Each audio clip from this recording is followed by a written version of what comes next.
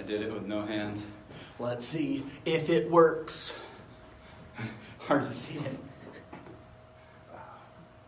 Okay, that's good. Good morning. Welcome to Power Up with Maps. Listings, the name of the game. I mean, as they always say, realtors do not die. They just become listless, for heaven's sakes. What does that mean? Listless means that your business is going down. You've got to have listings. Now, buyer's agents don't take offense to that because without listings, you wouldn't have anything to sell, right? So we all need listings. That's the name of the game. As Gary Keller tells us, it's leads, listings, and leverage. Now, let's talk about listings.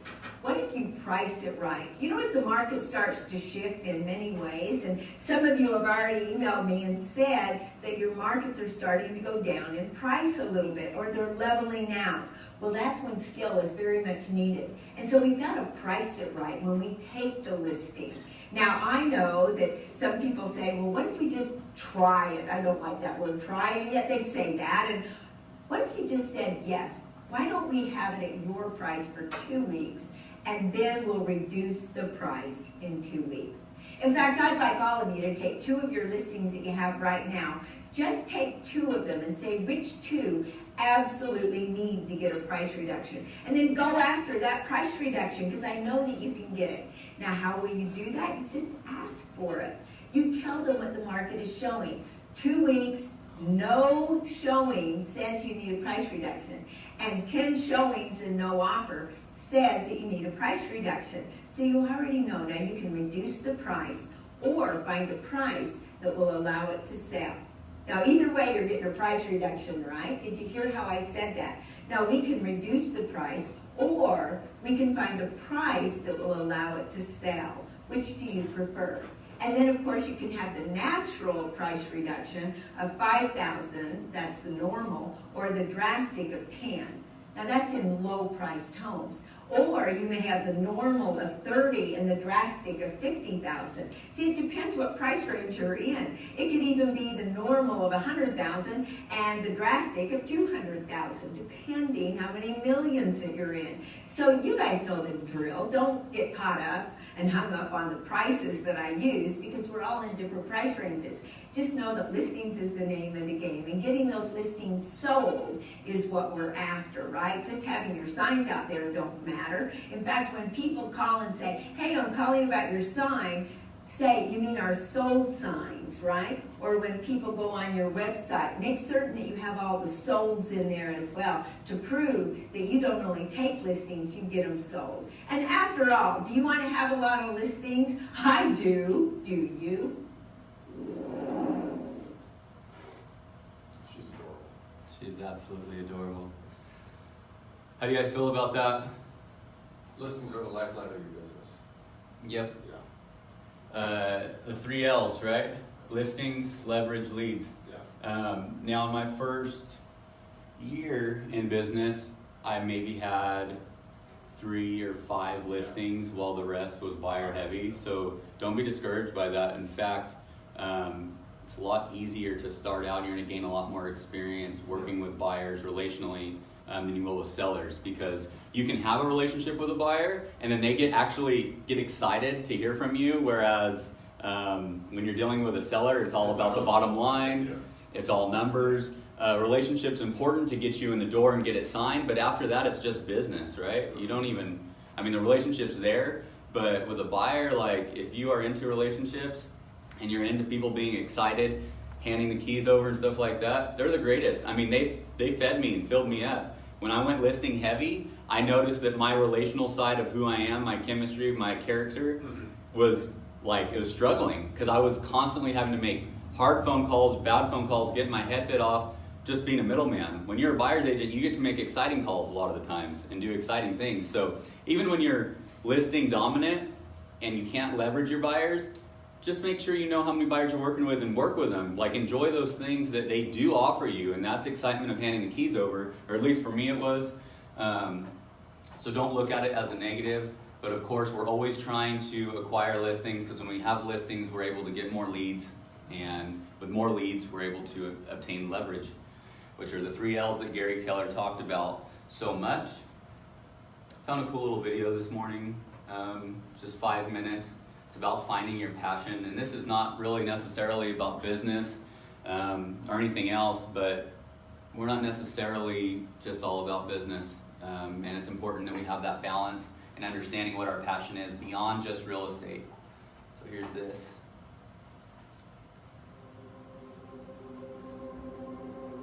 It is not the things we do in life that we regret on our deathbed. It is the things we do not.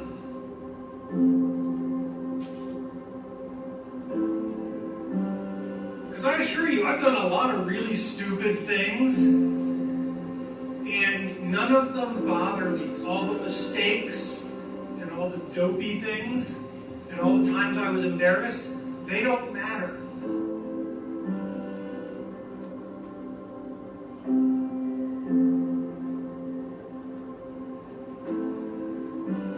Last August, I was told that in all likelihood I had 3 to 6 months left to live. Somebody said to me, in light of those numbers, wow, so you're really beating the Grim Reaper. We don't beat the Reaper by living longer. We beat the Reaper by living well and living fully.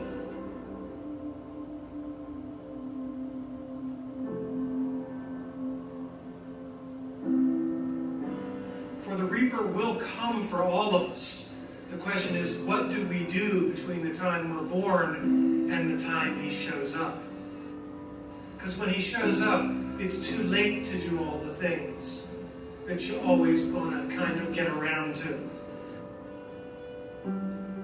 When I was 17, I read a quote that went something like, if you live each day as if it was your last, someday you'll most certainly be right. And since then, for the past 33 years, I've looked in the mirror every morning and asked myself, if today were the last day of my life, would I want to do what I am about to do today? Remembering that you are going to die is the best way I know to avoid the trap of thinking you have something to lose. You are already naked. There is no reason not to follow your heart. And you will need to find your passion. Many of you have already done it. Many of you will later. Many of you may take till your 30s or 40s. But don't give up on finding it. Right? Because then all you're doing is waiting for the Reaper.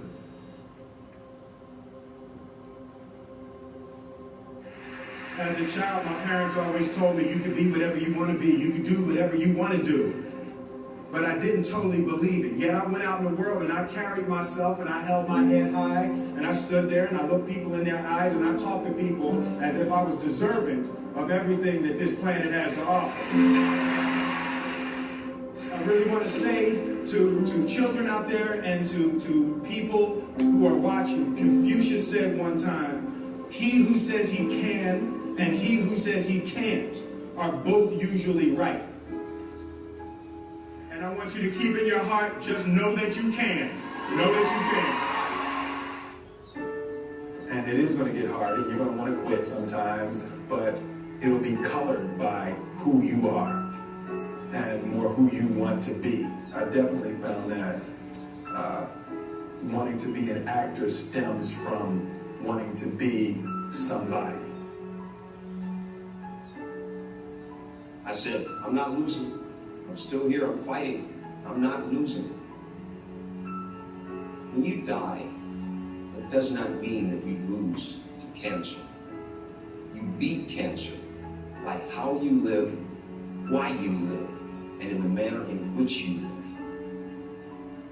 live. Find your passion and follow it. You will not find that passion in things. And you will not find that passion in money. Because the more things and the more money you have, the more you will just look around and use that as the metric, and there will always be someone with more. I want the world to be better because I was here. If you are not making someone else's life better, then you're wasting your time.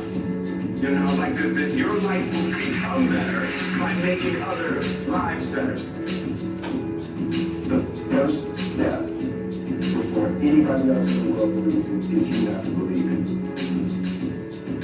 Being realistic most commonly traveled road to mediocrity. Why would you be realistic? What's the point of being realistic?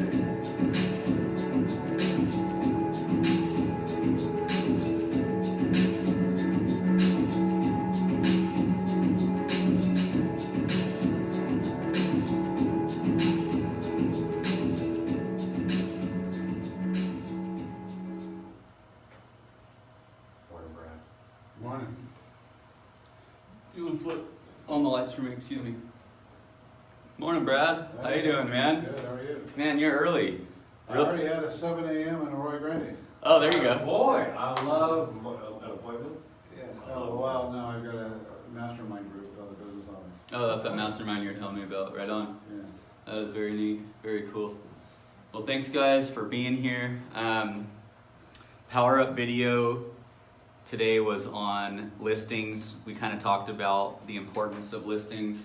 Does anyone here have anything to say about what Diana Kokoska said about listings, or have any feelings? Maybe even just about how you hear a lot of people talking about the shift. Are you hearing people talk about that? Yeah. Seeing it. You guys seeing it? Yeah. How are you seeing it?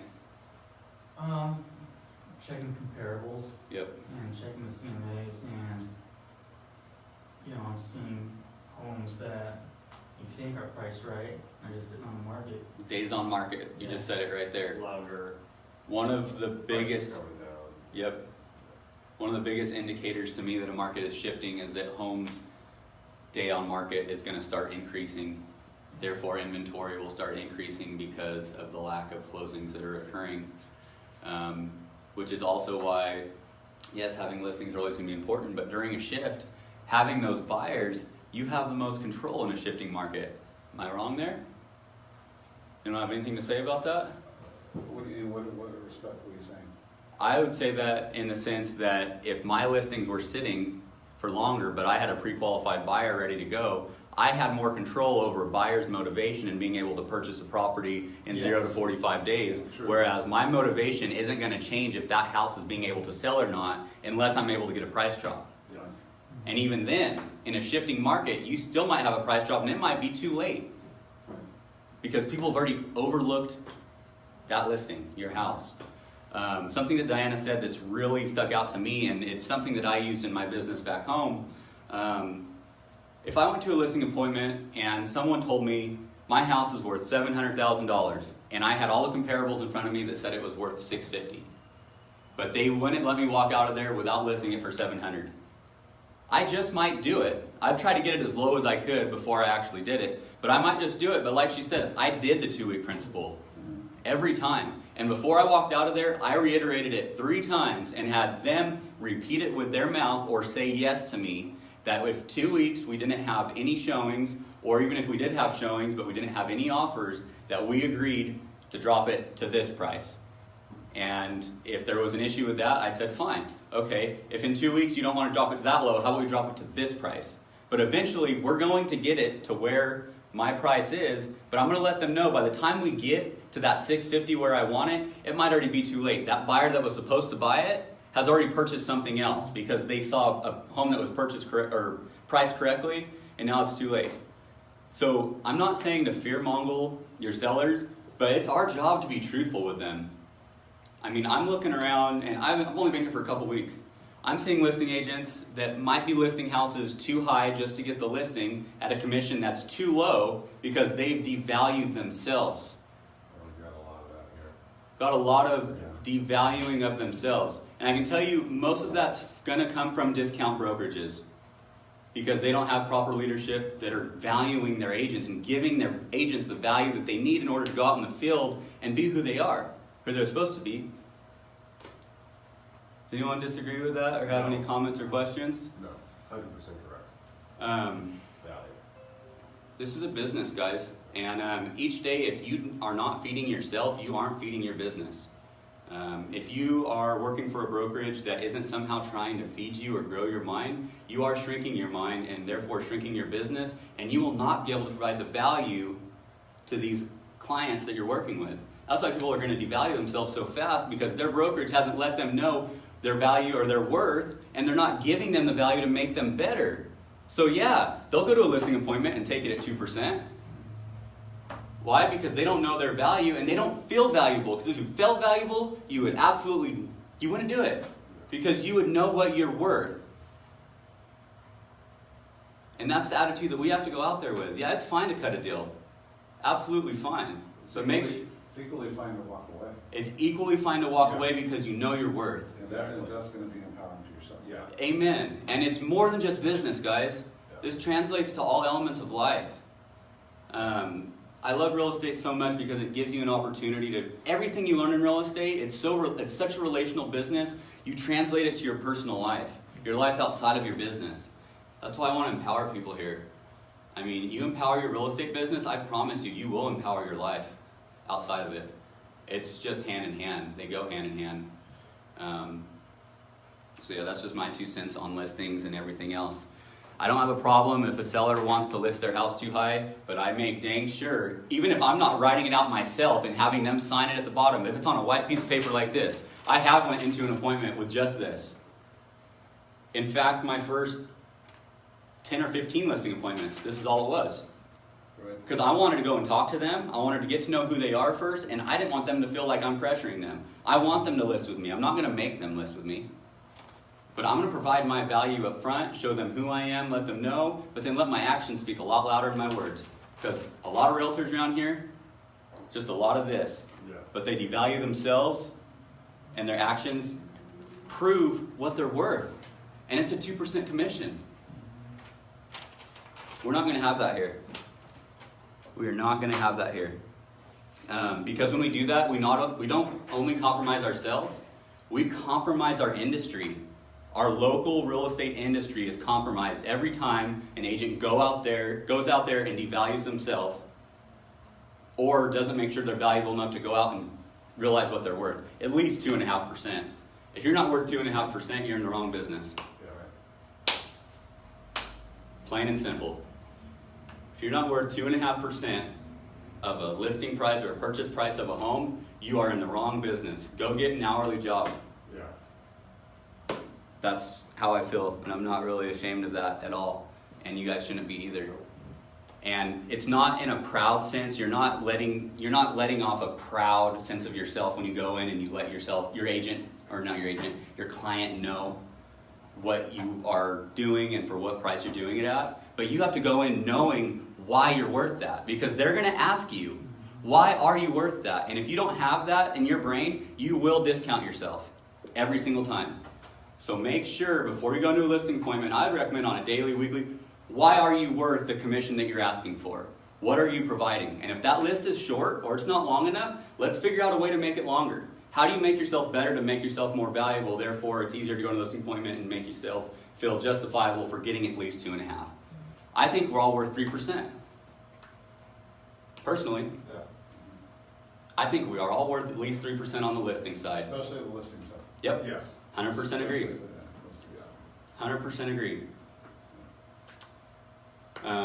And masterminds and trainings and different things moving forward, I want us to focus on that. What does that look like played out? Asking the right questions, having the right responses, and more than anything else, making sure that we're valuable enough to get that. Because if we aren't, I want us to get us there. It's okay if we're not right now, if we don't feel like we're worth 2.5%, 3%. But what's it going to take for you to realize that you are? Because if you don't truly believe it yourself, your client ain't. I can 100% guarantee you they won't. They won't. So we can tell ourselves, well, I think I'm worth 2.5. You already lost. Because you just said, I think. It's not thinking, you know. And why do you know? And you got to be able to answer it like that. So important. Morning, Terry. Morning, Terry. Morning, how you doing? Good, good, good. Swallows and stuff? All right. Okay. Well, last thing is just some affirmations. Any affirmations or bold laws that you guys want to play on today? And then I have one last thing, actually. I'm reading the one thing, and I'm going to read a little excerpt out of that book. Just a paragraph that I thought was really vital and important. It's something I use on a daily basis. So I'm going to repeat it to you guys as well. But Mike, do you have anything that you can share with us? If not, I have these right here that you can read off of. Use whatever accent you want.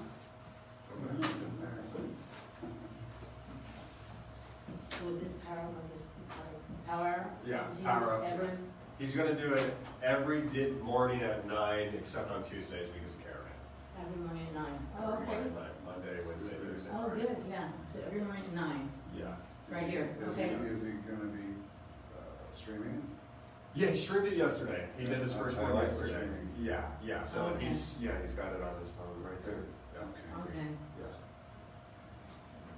Well, that's good to know. I used to come down here and do that, 9 o'clock. Yeah, and if not, you can stream it on the Facebook Live. Okay. On his Facebook Live? On the North County. North County, okay. Which we are trying to get that name changed to KW Central Coast Wine Estates, but Facebook isn't being too cooperative so far, so we'll get it fixed. Mike. Focus on the plan, not the problem. That's the one thing to know. That's right. Focus on the plan, not the problem. Focus on the plan, not the problem. And these is little. These are bold laws.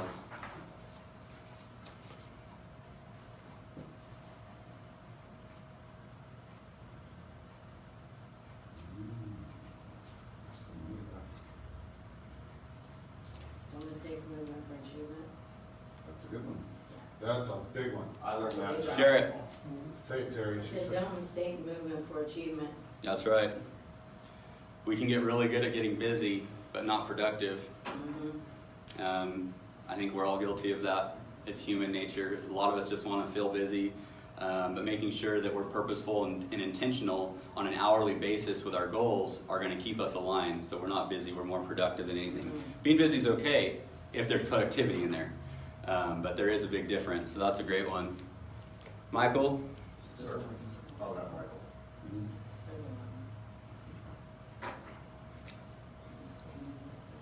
You get what you deserve in your imagination. You get what you deserve in your imagination. Have a big imagination. That's right, have a big imagination. I think Will Smith said something in there. Yeah. Why are we so focused on reality? What's fun about that? Yeah. Seriously. Like if we just talked about reality all day, that'd be a pretty boring life. Yeah, it's okay to be down to earth and centered, but man, you guys gotta have some big goals. You gotta be creating a Disney in your mind that's so much bigger than your present reality that it makes you uncomfortable to be in your present reality. That's how I gotta think every single day, because otherwise this life gets boring, guys. Let me tell you, it gets really, really boring if you just deal with reality every day and don't have an imagination or a dream or a goal that is so much bigger than yourself. It is, and it will. It hasn't yet. Awesome. Good job, guys. Those are great ones. Read the paragraph. So I wanted to read a couple things.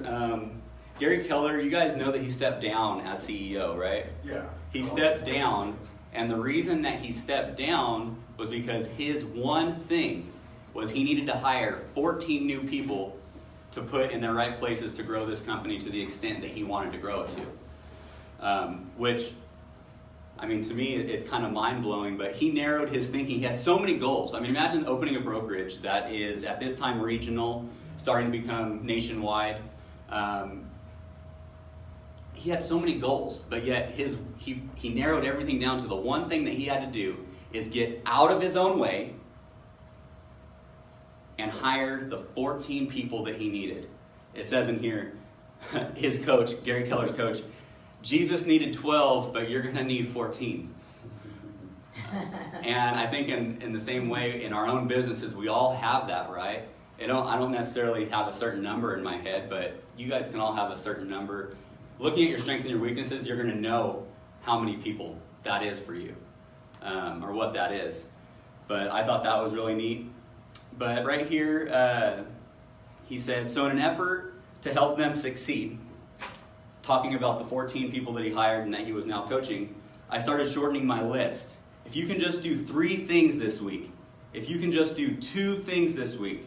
Finally, out of desperation, I went as small as I could possibly go, and I asked, what's the one thing you can do this week that by doing it, everything else would be easier or unnecessary? And the most awesome thing happened. Results went through the roof. And I think we get so convoluted, we populate our brain with all of these things, and really every day, every morning, after we give ourselves our affirmations, after we read our books, after we read our Bibles, that's what I'm doing. I need to figure out what's the one thing today, not even this week, today, because that's how narrow we have to get our focus and our thinking in order to accomplish the bigger goals. It's a lot easier to do the one thing than to do the 5. And then usually when you do 5 things, you do the easiest ones first, and by the time you get to the second or third thing, you're done. And then the next day starts over, and guess what? You got another 5, and you're going to do the easiest 2 or 3 again. But yet the 1 or 2 that you need to do that's going to get you from point A to point B, we stay away from. We hide from it, we run from it, and we get busy, but we stop being productive. So every day, it's all power in the mind, guys. It starts with our thoughts, starts with our goals, and then it narrows it down. What's our task? What's our task for today? What do I have to do today that will influence my business and help me get from point A to point B? Otherwise, I need to feel uncomfortable and like I'm wasting my time. Does that make sense? Yeah. Extraordinary results are directly determined by how narrow you can make your focus. Such a simple idea, but yet in this society it seems like an impossible task. How can you just have one thing? But that's what we have to be thinking. And if there's more than one thing, who can I have do their other one things that will align with our bigger goal? That's where the leverage comes in. That's why teams, KW has become so successful because of teams, because none of us are strong in all areas. We gotta have the right pieces together to make the full puzzle look like a puzzle. And that's all I really have for today. But if you guys haven't read The One Thing, easy read, highly recommend it. I've just been reading like 10 or 15 pages in like 2 or 3 minutes, and I highlight 1 or 2 things that are important. And I'll share it with you as I go through it on these daily power-ups. But 2015, when I first got into real estate, that's what I focused on, and it's every day. I don't mind making lists. I love lists. I actually hate lists, but I've learned to love them because I have to, because I'm so all day, all the time. But then out of that list, narrow it down to your next, let's call it 5. From that 5 down to 3, 3 down to 1. If you accomplish your one big goal for that day, great. Let's go to these 3.